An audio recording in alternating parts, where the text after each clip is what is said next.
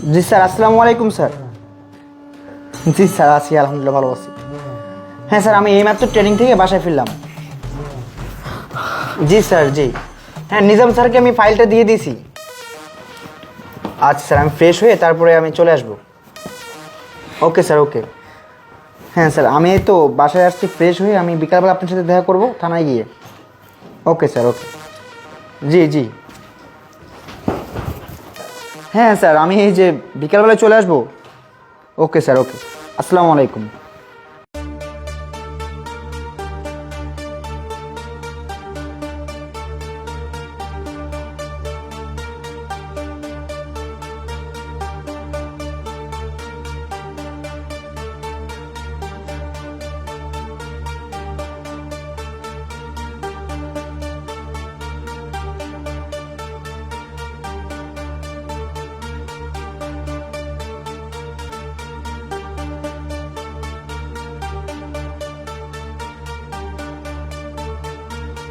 রাহান, রাহান, আরে মাহি, মাহি।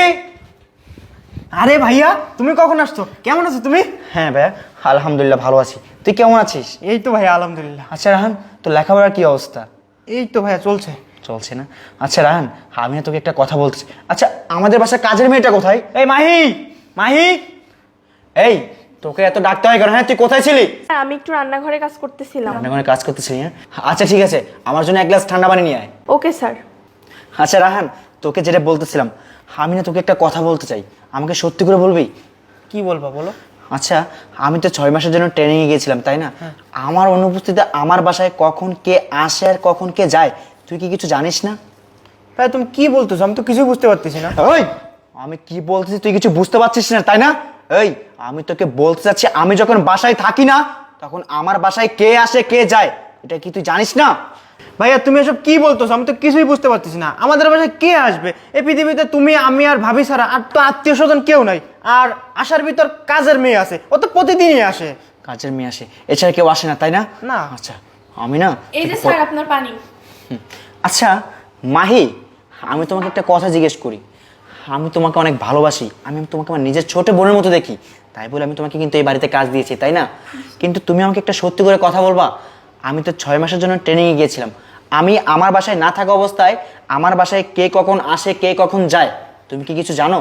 না স্যার, আমি কিছু জানি না। এই, কিছু জানিস না মানে? আমি তোকে সত্যি কথা বলছি, বল আমার বাসায় কে কখন আসে আর কে কখন যায়। এই শোন, তুই যদি আমাকে সত্যি কথা না বলিস না, আমি তোকে যেমন চাকরি দিয়েছিলাম ঠিক তেমনি এই বাসা থেকে ঘাড় ধাক্কা দিয়ে কিন্তু বের করে দিব। না স্যার, আপনি এমনটা করেন না। আমি গরিব মানুষ। আর আমি আপনাকে কেন বলিনি জানেন? আমি যদি আপনাকে বলি তাহলে ম্যাডাম আমাকে চাকরি থেকে বের করে দেবে। এমনকি ম্যাডাম আমাকে জানে মারার হুমকি পর্যন্ত দিয়েছে। এই জন্য স্যার আমি আপনাকে কিছু বলি নাই। এই, তুই কি বললি? তুই তোর ম্যাডামের ভাই আমাকে কিছু বলিসনি? এই, তুই কি ভুলে গেছিস এই বাড়ি আমার, তোকে আমি চাকরি দিয়েছি, আমি তোকে বেতন দিই, তোকে যদি কিছু করতে হয় আমি করব, তোর ম্যাডাম তোকে কিছু করতে পারবে না। আচ্ছা তুই দাঁড়া। এই রাহান, তোকে বলছি, ও সামান্য একটা কাজের মেয়ে হয়ে যদি এত কিছু জানতে পারে, তাহলে তুই কিছু জানিস না কেন? এই, তুই তো আমার ভাই, তুই তো আমাকে একটিবারের জন্য এসব বলতে পারতি, তুই আমাকে কেন বলিসনি বল? ভাইয়া তুমি আমাকে ভুল বুঝো না। তুমি তো জানো আমি তোমার সৎ ভাই। আর বাবা মারা যাওয়ার আগে সকল সহায় সম্পত্তি তোমার নামে লিখে দিয়ে গেছে। তুমি তো জানো আমার পড়াশোনা এখনো শেষ হয়নি। আমার পড়াশোনার খরচ, আমার হাত খরচ ভাবির কাছ থেকে চেয়ে চেয়ে নিতে হয়। ভাবি বলেছে তোমাকে যদি আমি এসব কথা বলে দিই, ভাবি আমার হাত খরচ তো দিবেই না, ইভেন আমাকে বাসা থেকে বের করে দেবে। সেই ভয়ে আমি তোমাকে কিছু বলিনি ভাইয়া। রাহান, তুই এসব কি বলিস?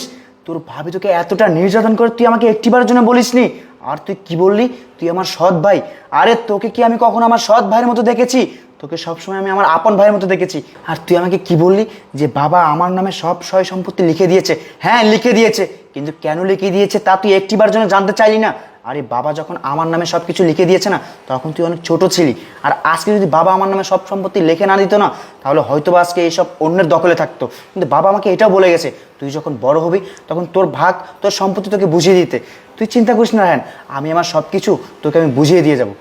ভাইয়া এসব কথা বাদ দাও। তুমি কি জানো ভাবি যে ছেলেটার সাথে সম্পর্ক করে সেই ছেলেটা এখনো আমাদের রুমে আছে? তাছাড়া আমি ভাবিকে অনেকবার নিষেধ করেছি এগুলো না করতে, কিন্তু ভাবি আমার কথা শুনিনি, বরং আমাকে অনেক মারধর করেছে। কি বলিস রায়হান? তোর ভাবি তোর গায়ে হাত পর্যন্ত তুলেছে? না না, এটা তো অনেক বেশি করে ফেলেছে। আজকে আমি এর একটা বিয়ে করেই ছাড়বো। রায়হান, তুই একটা কাজ কর, তুই এখন তোর ভাবির রুমে গিয়ে ওই ছেলেকে বের করবি, আমি তোর পিছন পিছন আসছি, দেখি আজকে তোর ভাবি তোর সাথে কি করে। যা। আচ্ছা। এই শোন, তোকে বলছি তুই না গিয়ে রান্নাঘরে গিয়ে কাজ কর, আমরা দুপুরে খাবার খাবো। ভাবি, সেই ছেলেটি কই? এই তুই কোন ছেলের কথা বলতেছিস? তোমার পরকীয়া না কর। এক থাপ্পড় দিয়ে তোর গলটা একবার লাল করে দেবো, তোর এমন স্পট আমি তোর ভাবি। আর তুই কি বলিস? আমার পরক্রিয়া না কর। এই এখান থেকে যাবি? তোর মনে নেই তোর সাথে আমি কিরকম ব্যবহার করি? যা এখান থেকে। শোনালে আশিক, তুমি তুমি কি করে এখানে আসলে? তোমার তো আরো 3 মাস পরে আসার কথা ছিল পুলিশের ট্রেনিং শেষ করে, হঠাৎ করে আসলে। আর আমাকে একটাবার তো বলে আসতে পারতে, তাই না? এই আমি আসছে দেখে তুমি কি অবাক হয়ে গেছো? আর এটা আমার বাড়ি, আমার যখন ইচ্ছে হবে আমি তখনই আসবো। তার আগে বলো, তুমি আমার ভাইয়ের সাথে এরকম ব্যবহার কেন করতেছিলে? আরে তোমার ভাইয়ের সাথে এরকম ব্যবহার করবো না তো কি রকম ব্যবহার করবো বলো? তোমার ভাই আমার নামে মিথ্যা অপবাদ দিচ্ছে, তুমি এসেছো বলে, তোমার চোখে আমাকে খারাপ করবে বলে বলতেছে আমার পরক্রিয়া নাগরকে বের করতে। ও কি এসব জাতা বলছো? কি কিছু বলো তো। এই বলবো তো বটেই, কিন্তু ওকে না, আমি বলবো তোমাকে। এই তুমি কিভাবে পারলে আমার সাথে এমন একটি কাজ করতে? আমার ভাই যা বলেছে না সবকিছু ঠিক বলেছে। আমি এখন থেকে প্রায় আরো 20 মিনিট আগে বাসায় আসছি। আমি যখন বাসায় আসছি তখন আমি আমার রুমে পর্যন্ত ঢুকেছিলাম। আর আমি যখন আমার রুমে ঢুকেছিলাম না, তখন আমি কি দেখতে পেয়েছি জানো? তখন আমি দেখতে পেয়েছি যে তোমার বিছানায় অন্য একটা ছেলেকে নিয়ে শুয়েছিলে। বলো সেই আশিক! ছেলেটি কোথায়? হ্যাঁ আশিক, তুমি কি পাগল হয়ে গেছো তোমার ভাইয়ের মিথ্যা মিথ্যা গল্প সাজানো শুনে? নাকি পুলিশের ট্রেনিং থেকে এসে চোর পুলিশ এইসব ক্রিমিনালটা ধরতে ধরতে তোমার মাথাটাই গেছে? তুমি কি করে এসব কথা বলতে পারো? আর 20 মিনিট আগে যদি তুমি আমাকে এখানে দেখিয়ে থাকতে, তো তখন তুমি আমাকে কেন কিছু বললে না? 20 মিনিট পরে কেন বলতেছো বলো? তখন আমি কিছু বলিনি কেন? আমি জানতে চেয়েছিলাম যে তারা কি এসব জানে কিনা, কিন্তু তারা ঠিকই জানে।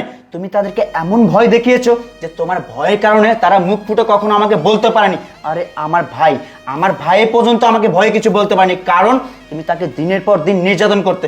আরে এটা তো আমার ভাই, তুমি কি ভুলে গিয়েছিলে? এত কথা বাদ, আমি তোমার থেকে জানতে চেয়েছি সেই ছেলেটা কোথায়, ছেলেটাকে বের করো। আশিক, এরকম উল্টাপাল্টা বুঝো না। তুমি তো আমাকে ভালোবেসে বিয়ে করেছো, আর তুমি আমাকে এই বিশ্বাস করো, ওনাদের কথা শুনে তুমি আমাকে সন্দেহ করতেছো। এসব বাদ দাও তো, তুমি এই! দূর থেকে। আমি তোমাকে বিশ্বাস করতাম, কিন্তু এখন আর বিশ্বাস করি না। তুমি বের করবে না আমি বুঝতে পারছি, আমি নিজেই ছেলেটাকে বের করছি। আশিক দাঁড়াও, আশিক এরকম পাগলামি কেন করছো? আগে তো আমার সাথে কথাটা শেষ করবে, আগে তো আমার কথাটা শুনবে।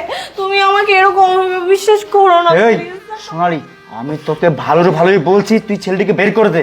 আমি যদি বের করি না তাহলে কিন্তু তোর অবস্থা আমি খারাপ করে দিব বললাম। এই কি বলতেছো এসব? আরে দাঁড়াও আশিক, দাঁড়াও আশিক, এরকম পাগলামি। এই বেরো বলছি। এই সোনালি, তুই আমাকে কি বললি যে এই বাসায় কেউ নেই? তাহলে ও কোথা থেকে আসলো? এই সত্যি করে বল, ওকে? ওকে তো আমি চিনছি না। এই তুই কি চিনিস না? তার মানে তো ও চোর, একটা পুলিশ অফিসারের বাসায় চোর।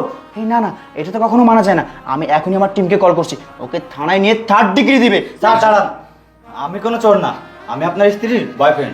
এই বয়ফ্রেন্ড? এসব- এই সোনালি, দেখছো তোমার বয়ফ্রেন্ড, যে কিনা তুমি তাকে বললা চিনো না, কিন্তু সে মায়ের ভয়ে ঠিকই স্বীকার করে নিয়েছে তোমার বয়ফ্রেন্ড। আরে আমি তোমাকে কিসের কমতি রেখেছিলাম বলো? তুমি আমার সাথে এমন একটি কাজ করতে পারলে। আরে তুমি আমার থেকে যখন যেটা চাইতা আমি তখন তোমাকে সেটাই দিতাম। তুমি আমাকে বলতা আশিক আজকে আমার এটা লাগবে ওটা লাগবে, দামি শাড়ি লাগবে, দামি ফোন লাগবে। যখন যেটা চেয়েছো আমি আমার জীবনের উপর পার করে হলেও তোমাকে সেটা দিয়েছি। আর তুমি কিনা শেষ পর্যন্ত আমার সাথে বিশ্বাসঘাতক বেইমানি করলা।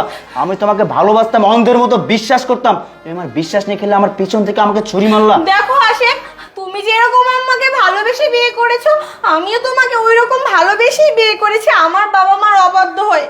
কিন্তু তুমি আমাকে সোনা দানা টাকা পয়সা সব কিছু দিলেও তুমি আমাকে সুখ দিতে না।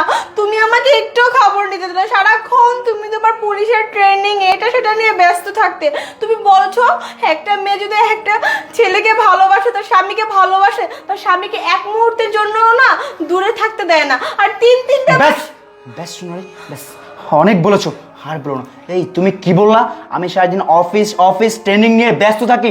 আরে এসব আমি কার জন্য করি? এসব তো আমি তোমার জন্য করি, তোমাকে ভালো রাখার জন্য করি। সোনালি, তুমি হয়তো বা ভুলে গেছো তুমি কোথায় ছিলে। তুমি তো ছিলে তোমার গরিব বাবার ঘরে, যেখানে ঠিকমতো খেতে পারতেন না, ঠিকমতো পড়তে পারতেন না। আমি তোমাকে সেখান থেকে তুলে নিয়ে ঢাকা শহরে বড় ফ্ল্যাটে রাখছি, আর তুমি কিনা এখন একটু সুখে থেকে আমাকে কষ্ট দিয়ে অন্যজনকে ভালোবাসা শিখে গেছো। আরে আমি মানুষটা তোমার জন্য কি করি নাই? হ্যাঁ, আমি নিজেকে একটা ইঞ্জিন মনে করতাম, এই ইঞ্জিনে যতটুকু তেল দেওয়া যায় না, এই ইঞ্জিনটা ঠিক ততটুকুই চলে। বাহ, তোমাকে বা এসব বলে লাভ কি? তুমি যদি বুঝতে তাহলে অনেক আগে থেকেই বুঝতে যে আমি মানুষটা তোমার জন্য কতটা কষ্ট করি। আমি তোমাকে এসব বলতেছি না। আর এই ছেলে, এই তোকে বলছি, তুই বা এমন একটি কাজ কিভাবে করতে পারলি? আর তোর না সাহস আছে বলতে হয়? আরে তুই একটা পুলিশ অফিসারের স্ত্রীর সাথে রিলেশন করতেছিস। আরে তুই কি জানতি না যে ওর হাজবেন্ড একজন পুলিশ অফিসার? তোকে ভাই সব কি বলবো? আমার স্ত্রী যদি ঠিক না থাকে তোকে বলে কি লাভ আছে? শোনো সোনালি, আমি তোমাকে একটা কথা বলি, আমি না তোমার সাথে আর এক মুহূর্তের জন্য সংসার করতে চাই না। তুমি ওকে ভালোবাসো তাই না? তুমি ওকে নিয়ে আমার বাড়ি থেকে এখন বেরিয়ে যাবে। আশিক, আমার কথাটা একটিবারে চলে শোনো, আমি ওকে কখনোই ভালোবাসিনি। আমি ওকে ভালোবাসলে ও আমাকে প্রতিদিন বলতো চলো আমরা বিয়ে করে ফেলি। আমি বিয়ে করে ফেলতাম। আমি তোমাকেই ভালোবাসি। আমি শুধু তোমার পূর্ণতাটা ওকে দিয়ে আমি পূরণ করতেছিলাম। যাই হোক, এখন তো তুমি এসে পড়েছো, আমার শূন্যস্থান পূর্ণ হয়ে গেছে। আমি আর কখনো তোমার মাথা এই, তুমি আমার মাথা ছুঁয়ে কসম কাটবে না। আর তুমি কি বললে? তুমি ওকে দিয়ে আমার পূর্ণতার অভাব পূরণ করেছো? আরে আমি তোমাকে ভালোবাসি, আমি তোমার জন্য এত কষ্ট করতেছি, আমার পূর্ণতা তুমি ওকে দিয়ে পূরণ করছো? আরে এমন কথা তোমার মুখে কখনো মানায় না যে তুমি আমাকে ভালোবাসো। আমি তোমার মুখ থেকে আর একটি কথাও শুনতে চাই না সোনালি। তুমি এখন বেরিয়ে যাও, যাও বলছি। এই, যাও বলছি। রায়হান ভাই আমার, তোরা যদি আমাকে কথাটা অনেক আগেই বলতি না, তাহলে হয়তো বা এমন একটি দিন কখনো আমার চোখের সামনে আসতো না। যাই হোক, চল ভাই। নে বিপ দিয়ে যা।